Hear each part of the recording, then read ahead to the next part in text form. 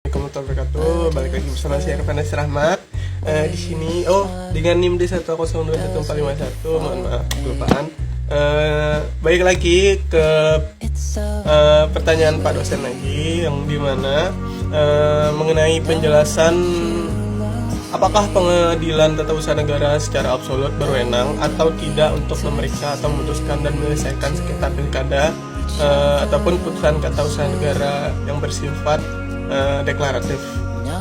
Jadi itu pertanyaannya. Saya akan coba menjawab berdasarkan atau kita merujuk pada pasal 2 huruf G Undang-Undang Nomor 5 Tahun 1986 dan yang diperbaharui oleh Undang-Undang Nomor 9 Tahun 2004 tentang Peradilan Tata Usaha Negara, Keputusan Komisi Pemilihan Umum atau KPU, yang dimana di pusat maupun di daerah mengenai hasil pemilihan umum tidak termasuk pengertian keputusan tata usaha negara yang dapat digugat pada pengadilan tata usaha negara.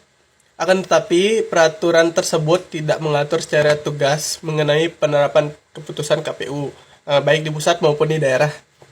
Secara tugas mengenai penetapan KPU baik di pusat maupun di daerah itu yang berkaitan dengan rangkaian proses pemilihan sebelum hasil penghitungan pemilihan umum, seperti contohnya itu penetapan mengenai pendaftaran calon, penetapan bakal calon, serta penetapan calon lain dan sebagainya, sehingga penyelesaian diselesaikan melalui pengadilan tata usaha negara. Nah, jadi penyelesaiannya itu diselesaikan melalui pengadilan tata usaha negara karena penetapan atau keputusan tersebut bersifat publik. Jadi itu alasannya mengapa diselesaikannya itu di pengadilan tata usaha negara, karena penetapannya itu bersifat publik, unilateral, konkret, serta individual, final, dan menimbulkan akibat hukum yang definitif termasuk pada keputusan atau penetapan yang berkaitan dengan pemberhentian dan penggantian anggota DPR sengketa pemilihan kepala daerah ini atau pilkada. Jika dibedakan secara garis besar menjadi dua.